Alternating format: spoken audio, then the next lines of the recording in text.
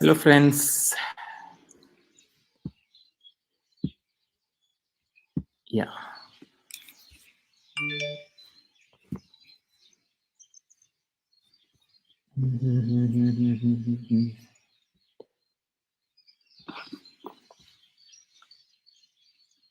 Yeah. So today I'm doing this program along with today's guest.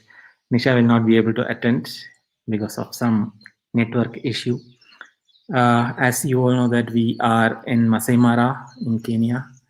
There is a little bit of issue in the network. So today's show will be hosting just by myself.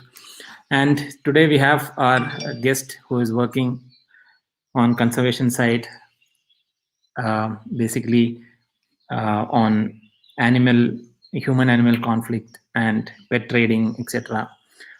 And she is working along with her name is Izzy Sasada, and she is a production manager of Four Corners Film and Photography. She worked alongside with the environmental photojournalist Aaron Gekoski, and he's also a director of Will Foster-Grundy. And she's working on a lot of documents on the issues of human-wildlife conflict. Now, let me add her to the screen so that she'll say more about the projects that she's working on. Okay. Thank Hello, you. Oh, sorry. Hi. how are you? I'm good, thank you. I'm very jealous that you're in the Masai Mara. I'm based in London. That's where I'm coming from today. And I have to say, we're not quite having the experience that I'm sure you're having, but thank you so much for having me on to talk to everyone at Paws Trails today. So I've shared the screen. Sorry, guys, I'm a bit of a technophobe. Can you currently see the screen that I've shared, or do I need to reshare? No. Yeah, we can see this. Yeah, we can see the screen. You can. Yeah. Is that okay now? Yes.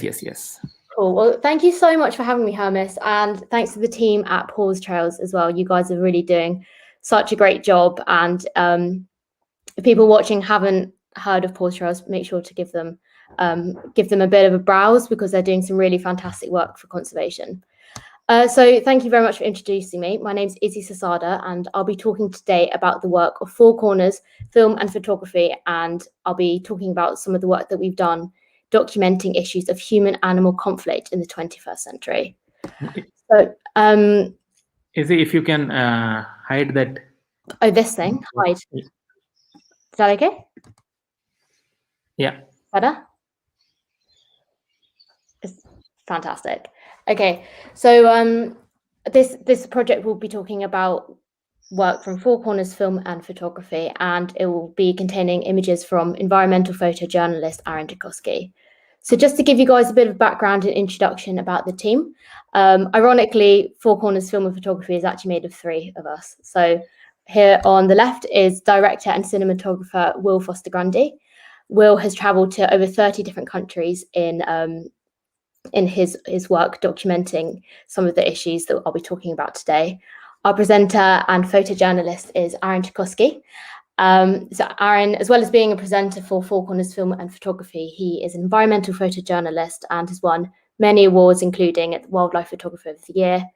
And he's also done numerous other projects such as Raise the Red Flag, which I'll be talking about later. And that's an online platform where essentially you can raise any concerns that you have about captive animals if you see any on your kind of holidays abroad. And then I'm the production manager. So Will and Aaron have been working together for the best part of 4 years. And I graduated from university in June, and then I've been working for them for the best part of the last year. So that's the team. And together we've all okay? Yeah. Okay, sorry. Cool. And we've been looking at issues of human-animal conflict. That's the kind of stories that we're interested in. We tend to partner with charities on the ground to amplify their voices. We've worked for Born Free Foundation, World Animal Protection, and for Paws as well. So we tend to amplify their voices, whether that's through documentaries, short form or long form, photography, articles, and we work on the ground to give them comprehensive media campaigns. And Before I go any further, I also wanted to share with you guys briefly a short video which I think will explain the work that we do in a slightly better way than I will. And this video has been directed by Will Foster-Grundy, and as you'll see shortly, he is an incredibly talented cinematographer. So without much further ado. Yeah.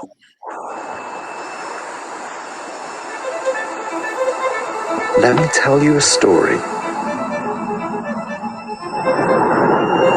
A story of wild places and wild people. From mountains high to oceans deep. Through rivers and rainforests. To all four corners of the earth.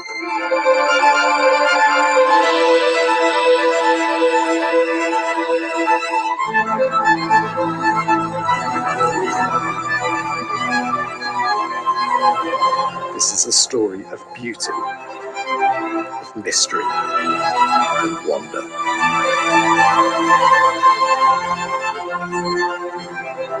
But also of pain, tragedy, and sorrow.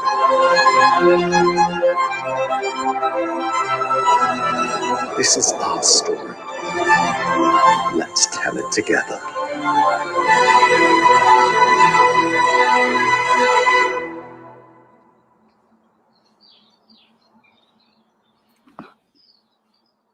Okay, so hopefully that should give you guys a bit of an overview as to the kind of issues that we've been looking at. So some of the stories that we tend to look at within wildlife, human-animal conflict are things like the exotic pet trade, wildlife tourism, the wildlife trade, and overconsumption. And those are the kind of things that I'll be talking about today. Okay. So by way of introduction, we are in the midst of a sixth mass extinction event. We have lost over half of our world's wildlife in the last 40 years. Anywhere between 10,000 to 30,000 species will go extinct every year. And if we carry on at this rate, we'll lose half of the world's species by the start of the next century. And this is all because humans are expanding at an exponential level, and we're taking over the habitat of wild populations. This leads to their habitat decline. And when it comes to human-animal conflict, it's always the humans who tend to win. And we've kind of been documenting some of the things which contribute to this decline of wild species. And very broadly, it's very hard to kind of categorize them into these kind of categories because often they overlap quite considerably. But broadly speaking, these can be categorized into livestock, climate change, the illegal wildlife trade, over-exploitation, and habitat loss. Yeah. So these are the kind of big areas of focus that, as a production company, we've been interested in documenting. And members of the Four Corners team have travelled to far-flung corners of the earth in our plight to document these issues. And I wanted to start with a story from the field, which was actually a solo project by Aaron before Four Corners was started. But I think this is a really interesting story, which lots of the people watching will find interesting. So this was in Mozambique, where Aaron spent 2 years with a production team documenting the shark fin crisis. Now, sharks are particularly targeted for their fins, which are used in shark fin soup. And this is absolutely decimating wild shark populations. So it's estimated that 100,000 sharks will be killed every year for shark fin soup. And Mozambique has a 3,000-kilometer long coastline, but it only has one patrol boat. And recently, the Mozambican government has actually sold their fishing rights to foreign governments, meaning that essentially foreign vessels have an unlimited access to Mozambican water. So as you can imagine, this is completely decimating the numbers of sharks in Mozambican waters. So these were some of the Mozambican fishermen who the team documented. And as you can see, they use fairly small rowing boats, and they go out every day. And they said that they used to catch anywhere between 10 to 15 sharks every day. But when the team was there, they hadn't caught one in over 6 months. And when they asked why, they said it's very simple. They're bigger, massive vessels further out at sea, which are kind of indiscriminately wiping up whatever they can from the bottom of the ocean floor. And in comparison, these guys further towards the coastline, they don't stand a chance. And this was really impacting their livelihoods because livelihoods are actually dependent on the shark fin trade. But whilst the team were there, they did manage to document the capture of a large bull shark. And this is an extremely powerful photo. And I know that there'll be some budding photographers on the call. So I kind of wanted to talk about some of the techniques that would have gone into this shot. So this is using a close focus wide angle technique. And essentially to get that, you use a wide angle lens. So here a 16 to 35 millimeter would be used. And you go super close to the subject. And this creates this kind of looming, visceral subject in the center of your frame, really drawing attention to it. But also because of the wide angle lens, it allows for multiple story elements. Here we can see the Mozambican fisherman admiring his catch. And the community were really happy that they had managed to capture catch this shark because it meant that they could feed their families for the foreseeable future. So then they take off the fins and they'll be sold to middlemen and then sold across Asia into the shark fin soup industry. And it's very easy for us when we're kind of on a Western lens and quite far away from the issue to demonize fishermen. In the same way, it's easy to demonize someone who works in a wet market, for example. But what we have to realize is that people aren't meaning to contribute to the decimation of wild species. They're actually just trying to do the best for their families in the situation that they're in. As it stands, Mozambican fishermen can get up to $200 for the fins of a large shark. In comparison, they can only get $50 a week for their traditional fishing methods. So if any one of us here listening on the call was in that situation, I'm sure the vast majority of here would be keen to take the shark fin. So, these situations are not black and white, but there's many shades of grey in between. And actually people are just trying to do the best that they can for their families. So after several of these stints, this was where Will and Bertie, or Aaron, if I refer to Aaron as Bertie, that's because he's known as Bertie to his friends. So Will and Bertie met whilst filming together for Scuba Zoo TV. So after several other stints across Africa, Aaron actually moved to Borneo, where he worked as a presenter for Scuba Zoo TV. And this is where he met Will Foster-Grundy. And together they filmed over 100 different episodes. And the aim was to take these kind of serious, complex issues around conservation and present them in kind of fun and digestible ways. So they presented over 100 together. So this is the kind of beginning of this partnership where Will goes behind the camera, Bertie goes in front, and they've worked together since as a pair. And I wanted to draw your attention today to this photo, which was taken whilst on assignment with Scuba Zoo. And if you are familiar with any of Aaron Gekoski's work, you might recognize this photo as this one actually won one of the categories in Wildlife Photographer of the Year in 2017. And I love this shot because I think it really shows kind of what's the whole picture of what's happening in one image. So here we can see a herd of elephants have had their habitat kind of taken away. We've got palm oil plantations, and because they've got nowhere to go, the elephants will invade the land of the palm oil plantations and they will wreak havoc. You can see they've completely destroyed this palm oil plantation. Elephants need to eat around 18 hours a day. So you imagine what that does to a palm oil plantation. In retaliation, farmers will get really angry and often they'll shoot or poison the elephants. And as a result, there's only 1,500 elephants left in the wild in Borneo. So this is just an example of how human populations are expanding. They're taking over the habitats of wild populations, and as a result, the wild populations are suffering. And these were the kind of serious issues that Four Corners have looked at kind of since. And now I wanted to draw your attention to the illegal wildlife trade, as this is a massive area of human-animal conflict, which is negatively impacting wild species. And this has also been a key area of focus for the Four Corner team over the last few years. So the illegal wildlife trade is the fourth most lucrative illegal industry in the world. It comes after only drugs, arms, and humans. And it encompasses many things. So, from furniture to fashion, to medicine, exotic pets, wildlife tourism, skins, souvenirs, anything where you might have an animal part in a place which didn't originally exist would be included in the wildlife trade. And some of the statistics really make for quite grim reading. So one elephant is killed every 15 minutes. They're obviously sought after for their ivory. There are more tigers in captivity in the US than in the wild. And if anyone has seen Tiger King and Joe Exotic, you'll know of the kind of abhorrent individuals which are looking after these animals in conditions which they just bear no resemblance to their wild environments. So this is the kind of what we, and in particular, we've been looking at wildlife tourism within the wildlife trade. And I would actually guarantee that most people on this call will at some point have visited the wildlife tourism industry.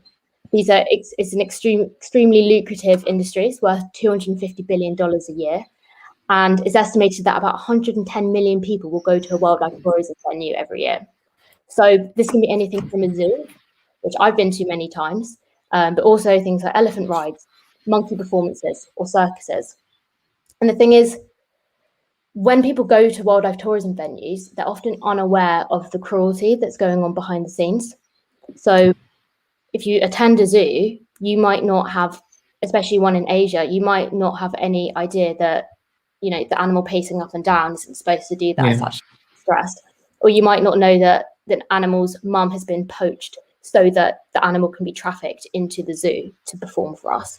So often, it's quite sad, it's the people who are most passionate about wildlife who are actually the ones and contributing to these wildlife tourism venues. And one animal that we've been focusing on particularly over the last few years is orangutans within wildlife tourism venues. Now, orangutans are highly sentient beings. They're very intelligent. They share 97% of their DNA with us. So it's actually quite heartbreaking that we're treating them in this way. And we've seen countless orangutans in wildlife enclosures over the last few years. So this was taken at a zoo in Indonesia. And orangutans, because they share 97% of their DNA with us, they can really experience similar emotions to humans. It was taken at a zoo in Thailand. And one thing so if you look here, we've got kind of a 4 meter by 4 meter grubby enclosure. Compare this in your mind to a forest which orangutan would usually live in. And orangutans are actually arboreal. That means that they spend all their lives in the trees. They even build nests for themselves to sleep in at night. So to see an orangutan with its face down on the floor in this grubby concrete cell, really, it bears no resemblance to what it should be living in. It really shows just how depressed this orangutan would be. Correct. And we found similar scenes in Vietnam. So this was at a zoo where the orangutan had only 2 boulders which were cemented to the concrete floor as entertainment. And it would spend its day kind of cowering behind these whilst people were sort of knocked on the glass trying to make them pose and trying to get a reaction to take photos. If we treated humans in this way, we would call it torture. We just wouldn't do it. So it's really, really sad that we're treating our closest living ancestor like this.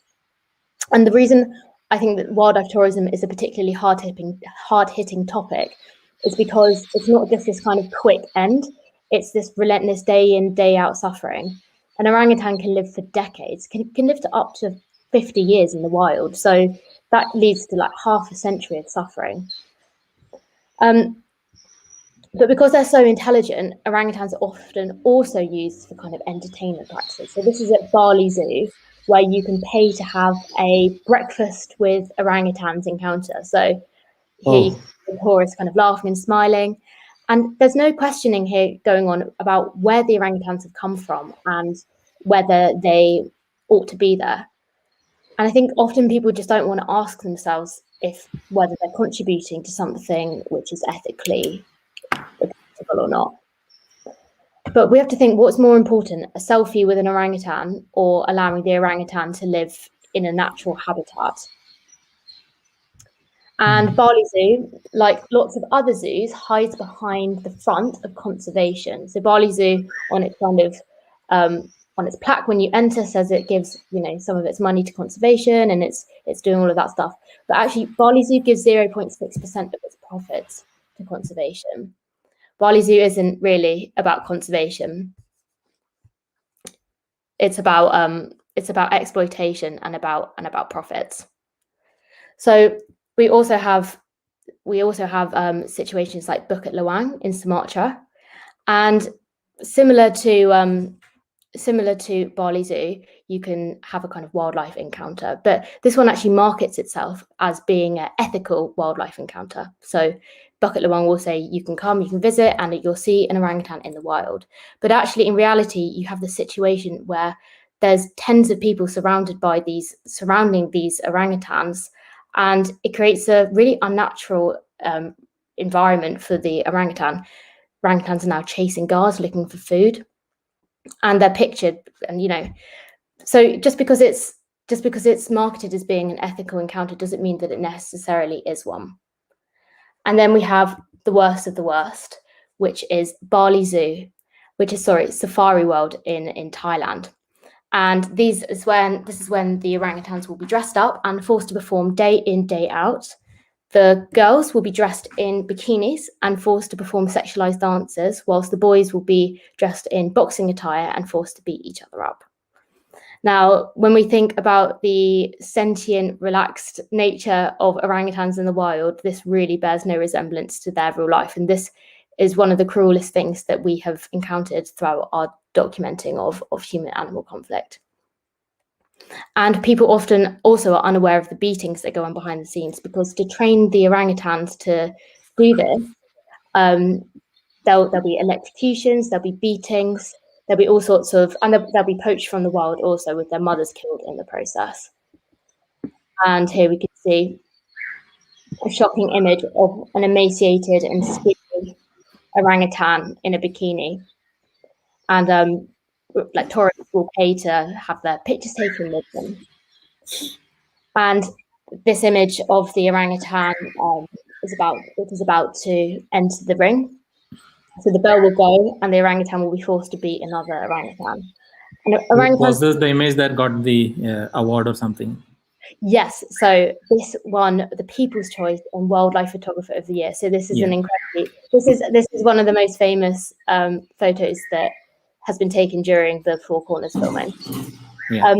And as an aside, I also just wanted to say, because I know that there'll be lots of budding photographers listening on the call, wildlife photography competitions are an extremely important tool in terms of getting your message across. It's not just an ego trip, and it's not just about getting kind of more followers on Instagram or whatever.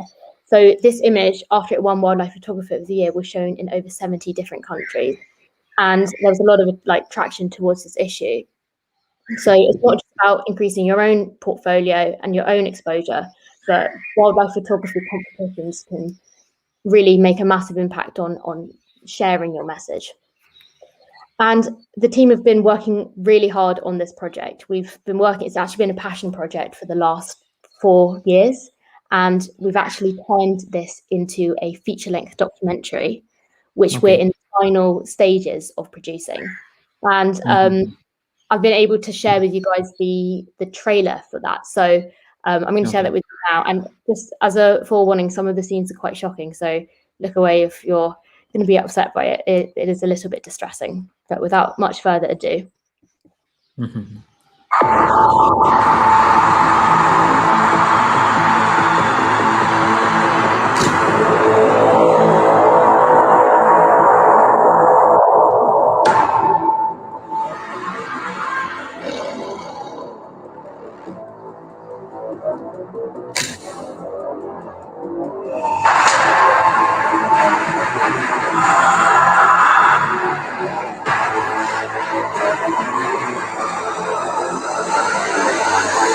My name is Aaron Gekoski. I'm an environmental photojournalist. I've spent the past decade covering human-animal conflict around the world. But now, I'm deep into the most important project I'll ever work on. There's beatings and cruelty beyond belief and abuse that goes on behind the scenes that the tourists don't know about. This is a wildlife house of horrors. Everybody buying a ticket is responsible. We are gathering momentum. This project has morphed from a mission into a movement.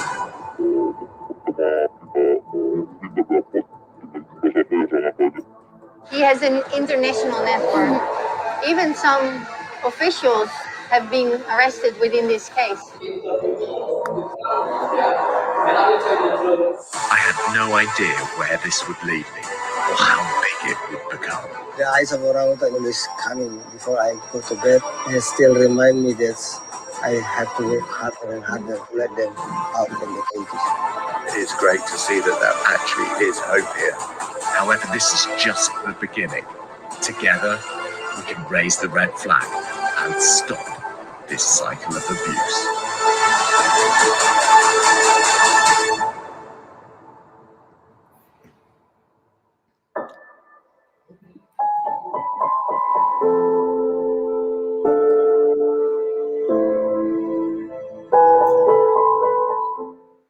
Okay, so as I say, that is in the late stages of development, and the team have worked really hard. Blood, sweat, and tears has gone into that one. So please stay tuned on our channels, and as soon as it's released, we'll be posting about it on there. So now I wanted to draw everyone's attention to a slightly more light-hearted topic within wildlife tourism. It's not just kind of the big animals who are suffering. So this might be a scene which is familiar to a lot of people watching today. So these are the goats, which you can see in Morocco. The goats which kind of seemingly off their own accord will be in trees, and they'll stand up there for hours. And naturally, because this is so cool and enchanting, people want to get their photo taken with them. They climb on the tree. Yeah, they climb on the tree. But actually, when you dig a little deeper, all isn't quite what it seems. So actually, instead of climbing up there off their own accord, they do that. But now we've got the situation where actually it's been quite manipulated. The farmers will create these kind of platforms for the goats to stand on, and they'll be expected to stand up there for hours on end in the sweltering heat, with no water and no food. And many of them are riddled with parasites. And the point is that just because something looks like it's naturally occurring doesn't mean that it necessarily is. And if I could kind of give one take home of this entire presentation, it would just be to question, when you come across an animal in a situation like this, who is making the money? And is this a naturally occurring situation? Is someone profiting off someone else's suffering? And in this case, actually, the goats are suffering. And just because they're not charismatic animals like orangutans and elephants, it doesn't mean that they don't matter. And we kind of tend to think of this as just happening in Asia and Africa, but actually we found that wildlife tourism attractions use animals within Europe too. So this is a scene that we came across in a zoo, in a circus, in Germany. This elephant is about to greet the crowd. In medieval festivals in France, wolves and bears are tied up on chains and forced to perform. In Spain, you can get a photo taken with a tiger. And in the Czech Republic, we found lions being forced to perform in circuses too. And this was the scene that we saw during the performance of the circus. So they're essentially beaten by a trainer and forced to jump up. The show will last an hour or so, but then for the rest of the day, they'll be cramped in these small trailer parks. So if you imagine, Hermes, where you are in the Masai Mara, the natural habitat of a lion, and then compare it to what we're seeing on the screen here, really, it's quite clear that wildlife tourism attractions are not happening in the animal's best interest. This bears no resemblance to the animal's wild habitats, and there's clearly a lot of cruelty going on. So that was just the take home of this whole section, really, when it comes to wildlife tourism. Even if it doesn't look like the animal is suffering, often by giving your money to these places, you're contributing unknowingly to wildlife cruelty. And there's huge money at stake here, and there's massive markets facilitating the existence of these venues. So I also wanted to talk today about the exotic pet trade. This has been another area of focus for Four Corners Film and Photography, and this really is another way that humans are exploiting animals in an unsustainable way. And there's numerous reasons why it's bad to have an exotic pet. So this would be anything which isn't domesticated. So not a dog, not a cat, but things like reptiles, birds, and anything non-domesticated. It's very, very difficult to meet the basic needs of an exotic pet, essentially. These animals, it's actually within their instinct to want to avoid humans. So for a start, it's very stressful for them to be petted the whole time. It's also very difficult to meet their needs. They're kept in cages which are far, far too small for them, compared to how much space they'll have to roam in a natural settings. If you think about kind of bird cages, normally a bird would fly miles every day, but they often kept in tiny cages. Often they're fed the wrong diet, and often they're bred in kind of inbred to create. For example, ball pythons are inbred to create designer morphs, but this can lead to horrible defects. So overall, it's just bad to have an exotic pet because it's very difficult to meet their needs in a domestic setting, and often the life that they lead is pretty miserable. And we've worked with World Animal Protection on 2 projects. One's pythons and one is otters. But today I'll just be talking about the otter project that we've been doing, because otters are actually, there's a bit of a craze actually at the moment for otter pets, especially in Tokyo in Japan. And as many people will know, otters are adorable. There's two ways about it. They're fluffy, they're cute, they're charismatic. You might have seen those photos of 2 otters kind of holding hands and lying on their backs to stop themselves from going away from each other. They are really cute. And all of this kind of gives the image that they might be good as exotic pets. And social media is really fueling that as well. So this otter here actually has 500,000 followers on YouTube. Essentially, if you go onto Instagram and type in like otters of Instagram, you'll see loads of pictures of otters kind of dressed up in cute clothes or eating cat pellets. But actually, when we spoke to the owners of these otters, they said that they're very difficult to look after. They're expensive, they're smelly, they have these lightning fast metabolisms, so they need to eat like a quarter of their body weight every day. And the owners were like broken by the experience. They had these kind of Tasmanian devils running around their flat, breaking their heads. But whether or not they make good pets or not, more importantly, we make terrible owners for otters. And it's actually very cruel, the situation which they're living in. This was taken in the inside of a pet otter cafe. So these follow the same kind of pattern as a cat cafe that we have in kind of London or around major cities in the world. But essentially you can go in, you can pet the otter, you can feed them, you can take photos with them. And whilst it's a really good idea, these places are actually really cruel for the otters. This room was very smelly. They're under bright lights with music playing. This is a very stressful environment for the otters. And the stress was evident by one of the otters that we saw who had actually bitten off half of its tail.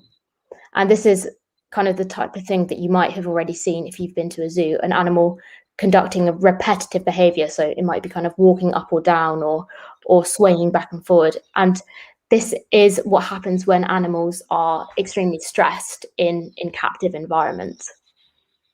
So we've worked really hard on this, and the team, we've been working with World Animal Protection, and we've actually created a feature-length documentary.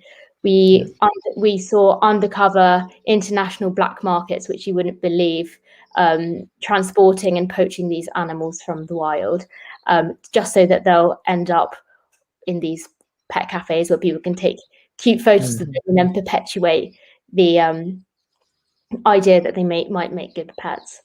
And the team have worked really hard on this investigation. And as I say, there's a feature-length documentary which you can find on YouTube. Likewise, the pythons documentary that we did with World Animal Protection is also on YouTube. But for now, I can show the trailer, but I'm just concerned on time. Do we have time for me to show the trailer? Yeah, we have, please. Okay, awesome, cool. Okay, well, I'll just show that now. So without much further ado.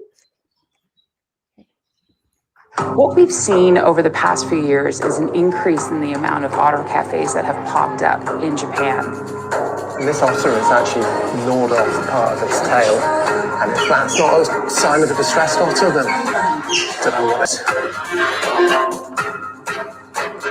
One of the things that you notice here is the stench. It absolutely stinks.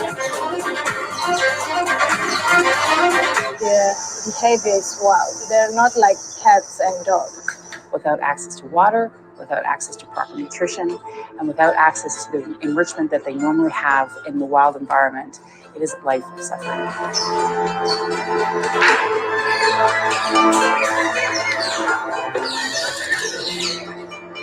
They're a breeder Yes.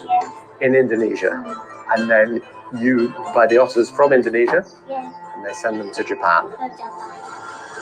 Any kind of animal they can provide you. Yeah, if the price is right. They've been taken away from their mother, and now someone is trying to sell them essentially to a complete stranger. He's a buyer. He has exported otters before. Exported, not just otter, any animal.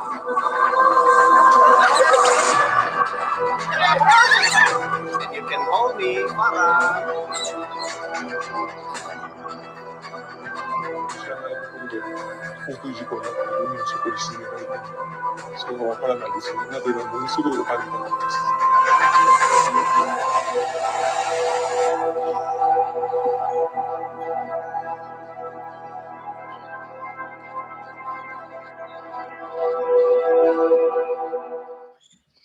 Cool. So as I mentioned, that whole documentary is on YouTube as one part of two, and Okay.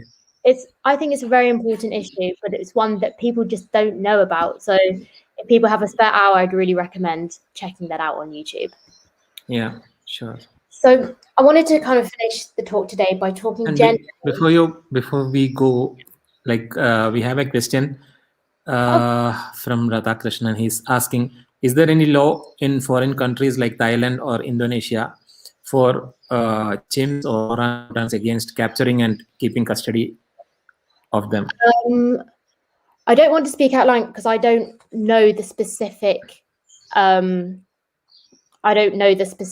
laws of each country, but I would assume that if in the same way that zoos are legal in the UK, it is legal to put an orangutan in a zoo. But in Safari World, the one that had the orangutans boxing and performing, they actually did DNA tests previously, and they found that the orangutans were not being bred at the zoo like they was being told. They had actually been exported and poached from the wild, and then they were released back to the wild. But then in the interim, Safari World has managed to obtain more, and they haven't done more DNA tests. So there's definitely blurred lines on what is illegal and what isn't legal. But whether it's legal or not, I think where we draw the moral line of animals performing is more important. Correct.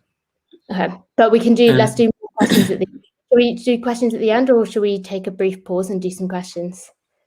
We have one more question. Logan Pillay is asking about what about parrots like the African grey? I think he is asking about any conservation activities going on for parrots like African grey. John, I'm not actually sure in particular about the African grey parrot, but perhaps I can look into that, and if he messages me directly, we can have a conversation. I don't know specifically about the African grey parrot. Okay. Yeah, so let's go ahead. Let's do some. Definitely keep the questions coming. I will have big discussion at the end as well. Yeah, sure. Okay. Well, I wanted to just kind of end off by talking generally about over-exploitation, as this has been kind of a recurring theme that we've come across time and time again. And overall, I think, previous projects that I've been talking about today and the current state of the world, it's abundantly clear that we're harvesting our wild species at rates faster than they recover. And ultimately, our current relationship with the natural world is deeply unsustainable. And this isn't just happening in wildlife tourism venues, it's happening in our oceans, our forests, our rivers, our lakes. And the wildlife trade is as I've mentioned, a huge contributor to the decimation of our wild species. This includes bushmeat, overfishing, poaching, traditional medicine. And one area of overconsumption and the wildlife trade, which has come under recent scrutiny, is the wet markets. And I wanted to talk about these today, as I think this is just incredibly relevant to what we've all experienced over the last year. This was taken in a market in Jakarta, and amazingly, you can actually still buy a live bat from pits in Jakarta.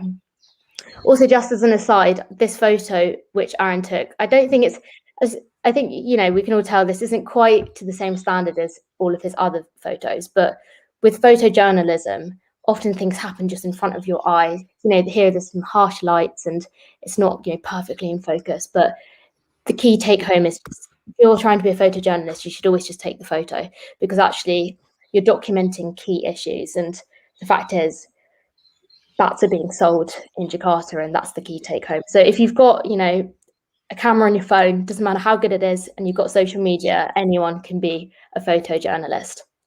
When you look at scenes within wet markets, such as the one in Jakarta and across Asia, it really is actually amazing that we haven't had a pandemic before.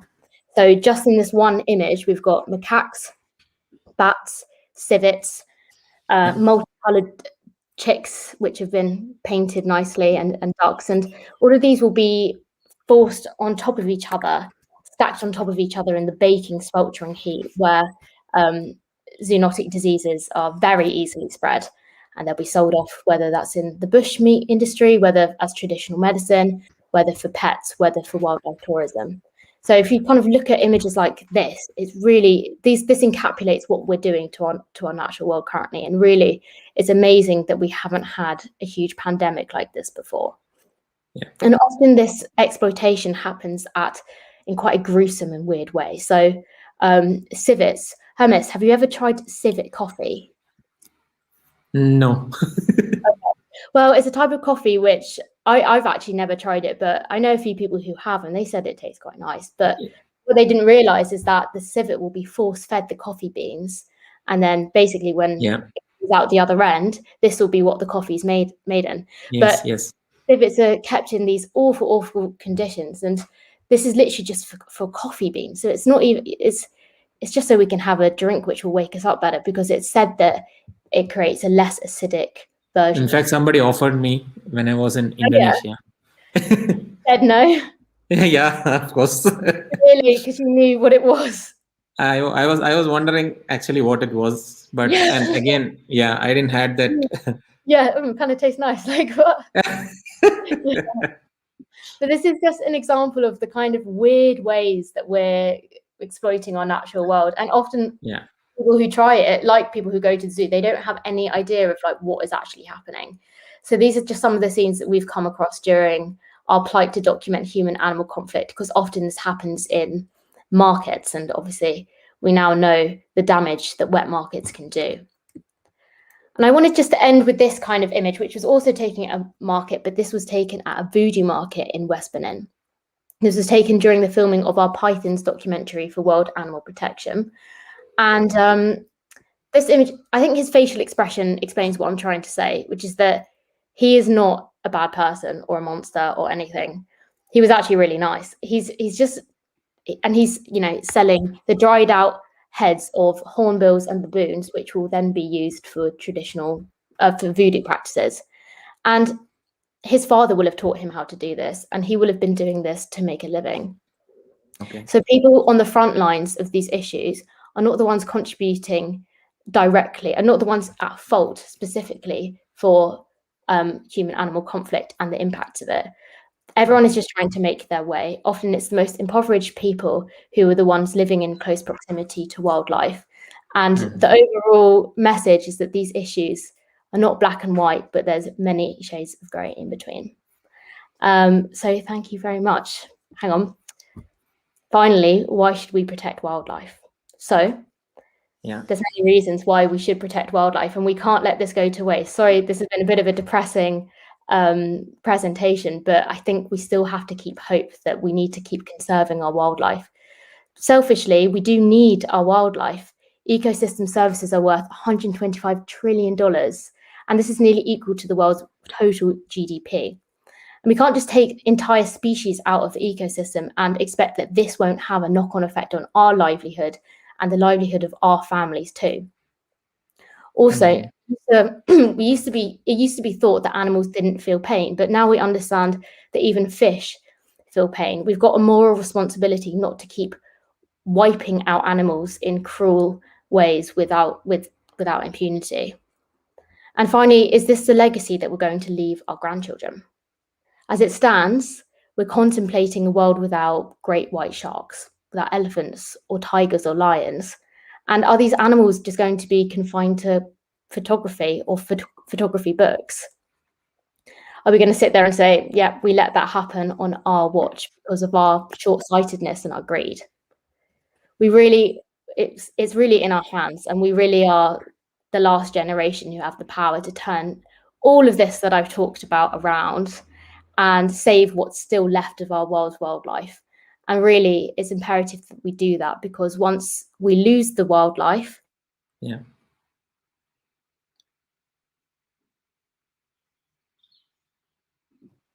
all of these stories, I'm sorry that this might have been slightly depressing for some people on a Monday evening, Monday afternoon, but I think they're very important ones nonetheless. And if anyone on the call wants to find out more about any of these issues, please go to some of the links that I've detailed below. And I should also say that Aaron recently has written a brilliant book called Animosity, which has loads more stories from the front lines of conservations and lots of photography tips too. So would massively recommend that. Yeah. Cool. So I'll stop sharing my screen now, and shall we see if there's any more kind of questions on the... Yes, we do have questions, in fact. Okay. I'm not sure where I can see them. Oh, comments. Okay. Thank you for all of the nice, fantastic information. Thank you, Harry Peck. Which one? Hang on, let me just have a look. So Mr. Radhakrishnan is saying, not interested. My heart breaks when I see this. Everybody's heart. Yeah. Yeah, they're such heartbreaking topics. It's incredibly difficult, and it's difficult because when you, for example, Aaron and I went around a lot of the zoos in the UK, and we took photos of the animals, even in the UK, who were being abused, and it is heartbreaking. And there's nothing you can really do for that specific animals. You just have to hope that by documenting the issues and giving that content to the right people, they'll be able to turn it around and create legislation that will be able to protect the animals. But it is quite difficult when you see it over and over and over. The pangolin is also the most poached animals. Yep, the pangolin is the most poached animal in recent time. I think I saw a figure where it said that now on the black market, an entire one can go for $8,000. So just because they're becoming rarer and rarer, it doesn't mean that they are not desired, you know? Okay, are there no broadcasters?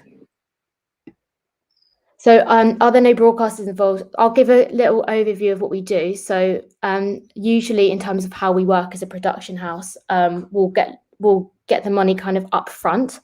And this we'll have people who might sponsor us to do it. So there'll be benefactors involved and philanthropists, but also charities who will be, if we're broadcasting the work of charities, they might also give us some funding to do it. Yeah. Often the crew will work for very few, we'll work for pennies. But that's the sacrifice that we make, because then on the back end of it, then we'll work with a distributor and work with and who will then kind of buy it off us and then help with the broadcast. So that's an answer to Udik's question about how it works with broadcasting. We have a couple of questions that came to our group as well. How can social media help in wildlife conservation? Social media is an incredibly powerful tool for broadcasting information. It's so important. And the thing about social media is anyone can contribute to it. So at an individual level, perhaps if you went to a wildlife tourism venue and you saw something which wasn't quite right, you could put that on your Instagram, put that on your Facebook, and tell your friends, don't go there. The very simple question is, if there's wildlife cruelty involved, the best thing that you can do is vote with your feet and not contribute your money to those that venue. In terms of social media, then you can create a movement and you can get other people to do that too. And social media also, just in terms of things like fundraising, that's been so important for us. And also, I should also plug that we've got, well, I say we, Aaron has set up an incredible platform with Born Free Foundation, and this is fantastic. And so it's called Raise the Red Flag. And essentially, if you see anything, if you're on holiday or if you just go to your local zoo and you see something which you don't think is quite right, you can report that online on this. It's sort of like TripAdvisor, but for animal rights. And it's a fantastic platform. So then the right people will know about it. And Born Free Foundation does an incredible job in terms of rescuing animals which have been in cruel conditions for a long time. Yeah. And how can someone walk in the path of a wildlife, like towards becoming a wildlife photojournalist? Okay. Okay. So I'll pass on some broad advice which Aaron has given to me, because I'm also an aspiring environmental journalist, which is why I've been working for him. So I would say that working for someone is the best way to learn from them, because you just see what they're doing and you can learn by osmosis. But also there's something said for just getting out there and taking photos. No one's going to pay you. This is what I've learned in my very short career so far, is no one is going to pay you to build a portfolio. So just some kind of general advice would be to always have a second income. So you can self-fund the first few projects, and then once you've got a bit more under your belt, then you can start working with the kind of start kind of earning money from it. Offer your services for free to charities, and it's a win-win situation. If you just say, I can come and document your work, I can provide you with free content whilst then you build your own portfolio. Again, self-fund it, but it's a win-win situation. In terms of photography gear, lenses are more important than the camera body, and always buy things secondhand would be another one. And I would say perhaps my my input isn't so useful now, but Aaron, who is incredibly successful as an environmental photojournalist, the way I made friends with him is just by messaging him. He is very receptive for people sending photos, and he'll always give criticism, positive and negative, to help you kind of improve your work. So I'd say also sending your work to more successful people than yourself is also a really good way to improve your photography skills. Yeah. We have a comment from Udit Pathak. I am a film and television producer myself too here in India. Would love to be of any help if required. Oh, awesome. Udit. Okay, well, I will drop you a message after this, and perhaps we can have a conversation. Maybe I'll give your Instagram ID so he can directly connect. Yeah, I mean, as far as I'm aware, there's a lot going on in India, which the team would be really interested in documenting and hopefully raising some awareness of as well. So that would be a fantastic collaboration, I'm sure. Okay. Yeah, I'm putting it in the comment. So anybody who want to connect directly with Isa can directly connect. And I should say, if there's any other questions that people want to ask either myself or Aaron or Will or the performance team, please just follow any of the links, and always happy to hop on a Zoom or message or anything. Yeah. Cool. So thank you, Izzy, for your wonderful time, your precious time. It was a very informative session. Yeah, fantastic. Thank you so much. I'm so glad we met and that we've had this time, and it's been really cool. Yeah, I'm glad that we met in exposure. Yeah. I don't know. We actually met in Dubai. Was it ago now? Yeah. Mr. Fayaz introduced me. Yeah. Well, I'm really glad they did, and honestly, you're doing such an amazing job with your Paws trails. And thank you so much. Incredibly jealous. Are you doing is it a photography tour that you're doing at the moment? Yeah. Cool. At the moment, I came here yesterday. From today onwards, we have the trips going on. Yeah. Cool. So whenever you want, you can join us once. Oh, I will take you up on that, Hermes, 100%. Thank you so much for having me, and have an amazing rest of your evening. Thank you. Thank you so much. And thanks to all the audience who participated in today's session. Cool. Thank you so much. Yeah, to everyone who's participated and joined in. And please, if there's any other questions that people haven't thought of, feel free to drop yourself or Aaron a message. Thank you again. Oh, okay. Bye. Bye.